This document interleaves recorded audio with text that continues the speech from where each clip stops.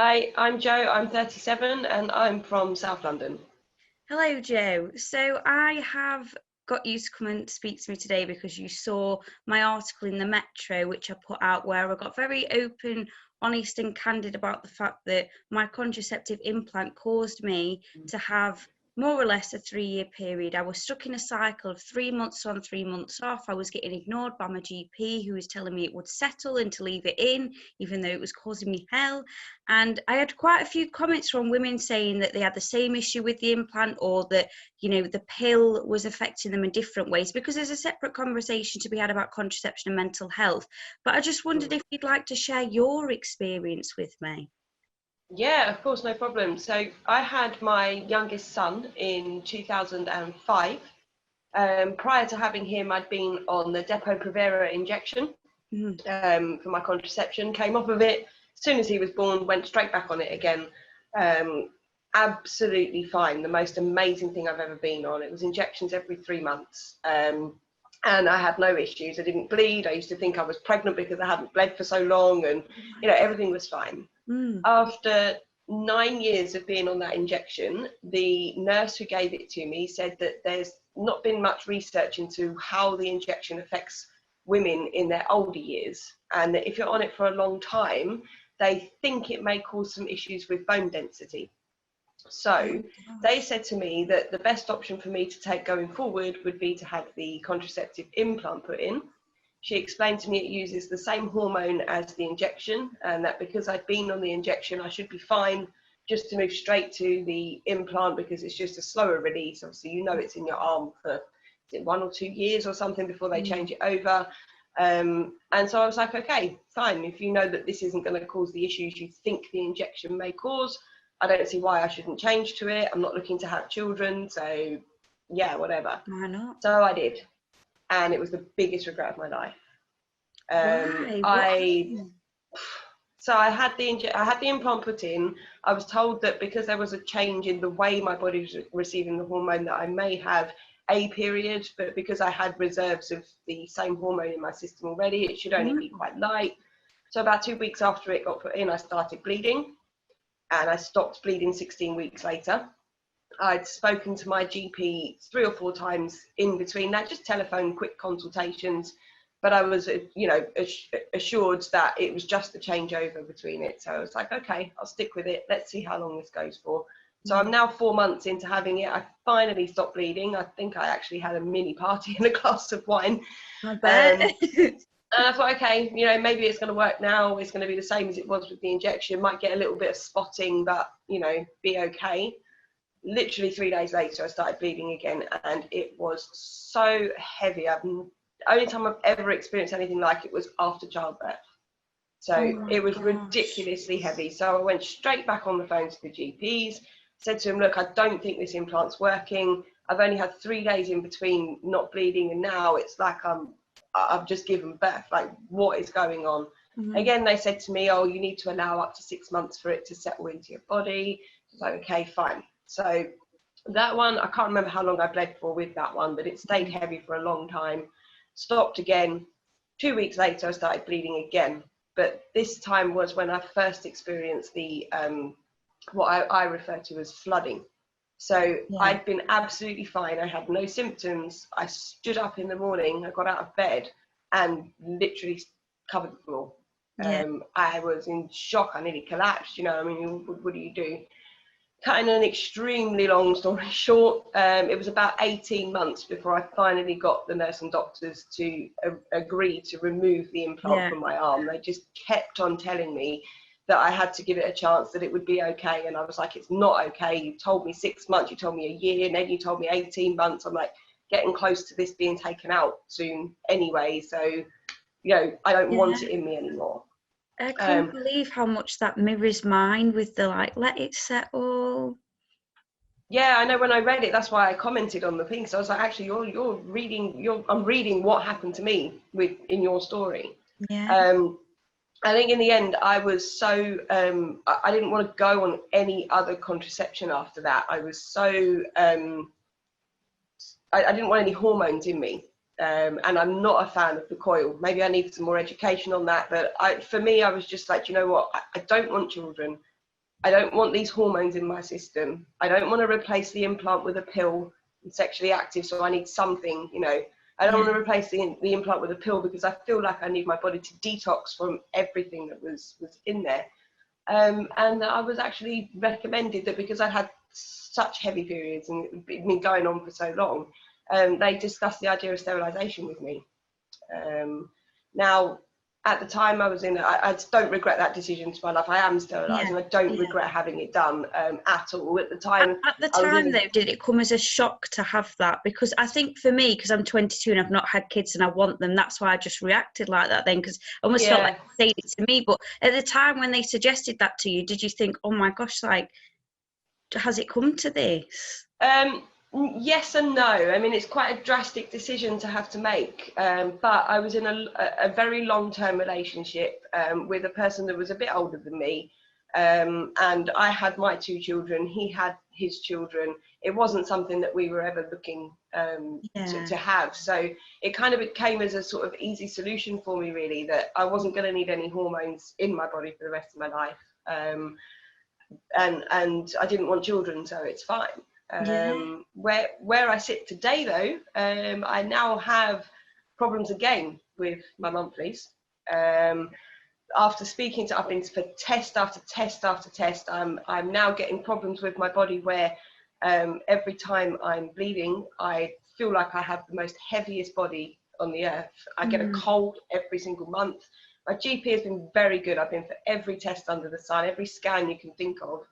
He has now told me that he believes it could be linked to some of the issues I had before I was sterilised, which, without saying the word, tells me it could be linked to the implant. I am sterilised and I am about to be put back on the Depo-Provera injection to try and control my bleeding. I'm just in shock. How are you? So, I'm okay. I'm all right. At times it has really affected my mental health. You say about contraception, mental health, periods and mental health. My gosh, you know, I can't follow a pattern with my cycle, so I have to be prepared at every single point. The symptoms that come along with my bleeding almost disable me. I work in management and, you know, I'm required to be at work, and I will be at work because it's a woman's problem and you just get on with it. But sometimes, you know, I just want to spend a whole week in bed because it's come without me being able to prepare. I'm knackered. Thankfully, I have a loving partner who understands it all. So, you know, if I do need a day where I can hardly walk and I have to just sit on the sofa and not touch the house or whatever, then, you know, it's fine. But yeah, it is a bit odd to be putting hormones back into me again, just to get this under control now. That's not what you want to be doing, is it? It's just that, I mean, your story is so just, I don't know, it's like affected me because I can't, you have literally been through like every extreme, and then I can't, like, thank you so much for opening up to me now and talking to me about it. No, it's okay, honestly. The more people that know about it, the better, because if there's someone out there struggling and they realise that other people did or have done too, then, you know, fine, good, hear it and learn from it, and don't think you're on your own. It's not easy to deal with, so. I think it's that thing of feeling alone, because in my own experience, I don't know if you can relate, when you're bleeding like this, you almost feel like there's something wrong with you, especially like with my age. So I've been with my boyfriend just over 2 years, so we've actually spent like longer apart when you think about coronavirus, but that's another discussion.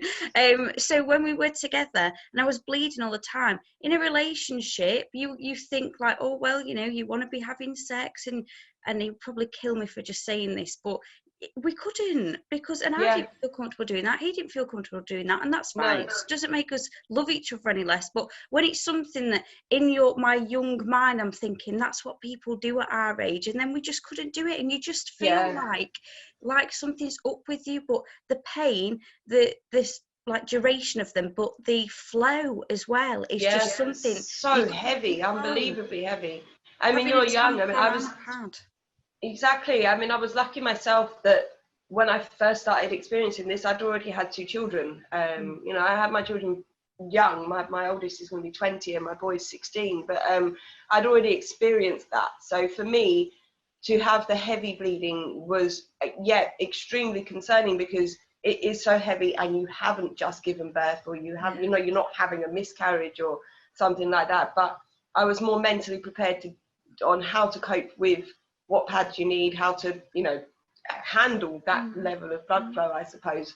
But for someone like yourself who hasn't gone through that, and, you know, you probably started having your periods at 15 and, or, you know, whatever age it was, and they're regular and they're semi-light, and then all of a sudden something makes it change and it becomes so heavy. I can imagine that's extremely frightening to younger girls. And I had mine, actually, I started a bit younger. I had mine at 11, but they were quite normal.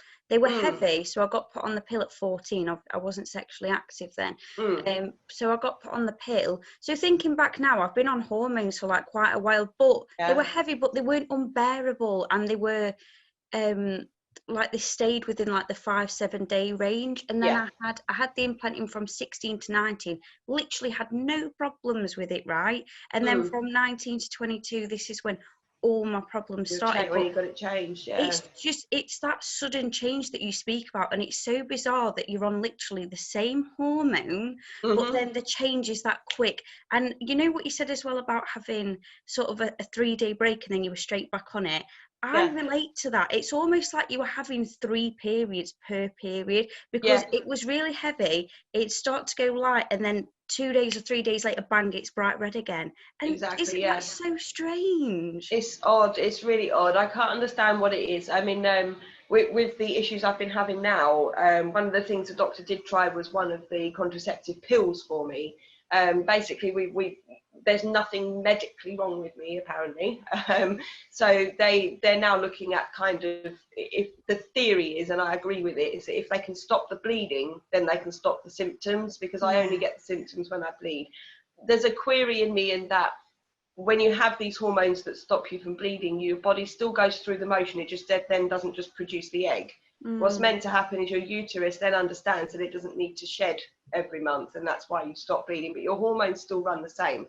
For me, I'm not sure whether stopping the bleeding will stop that part of the cycle where it still gives me symptoms, but I have to try. You know, the doctors can only do so much. He tried me on one of the pills, and the pill gave me the same reaction as what I had on the implant. I'd done a 4-month trial and bled for, I think it was 12 weeks out of the 16 I was on it. So he pulled me straight off that. You know, we have to trial it, and he pulled me straight off it, sent me for further tests, etc. And he said to me, he wanted me to have the coil this time round. I said to him, I've already didn't want that, and that's why I ended up sterilised, and I'm now definitely not going to have it when I don't need it for birth control. You know, God, no. It's for something else. So no way. So I said to him, you know, I was on the injection for years before, and I was absolutely fine. Can I not try that again? Now, he said to me that the pill he'd given me is the same hormone as the injection. The implant that caused the problems beforehand is the same hormone as the injection. So he doesn't think it's going to work, but he's happy for me to take the trial on it. I have my first injection at the beginning of April to see what happens. My gosh, and of course I have that. Yeah, I will do. But I've also got to have that trial. I have to wait until up to my 3rd injection before I can tell if it's working or not. So it's like a 9-month trial, just in case it makes me bleed again. But in my mind, for whatever reason, the injection worked for 9 years before, and 3 years in between my 2 children. So I can't see why it wouldn't work again. But it's the same hormone, just in 3 different forms, and it's just so odd. And there's no way for us to be able to find out anything about what's in them, what they do, beyond the normal public information leaflet. Yeah, I feel like this is such a big discussion to be had, and I want you to update me in, well, it's going to be blooming next year at this rate, isn't it? But what do you like? I'm hoping it's going to work. I'm hoping that by the time I get the 2nd injection, which would be 3 months time, that things have settled and that it's hoping for me. But yeah, it's been a long time where I've been having these issues now, so we'll see. Just keep carrying on. We'll see. Thank you so much for chatting to me today. That's okay.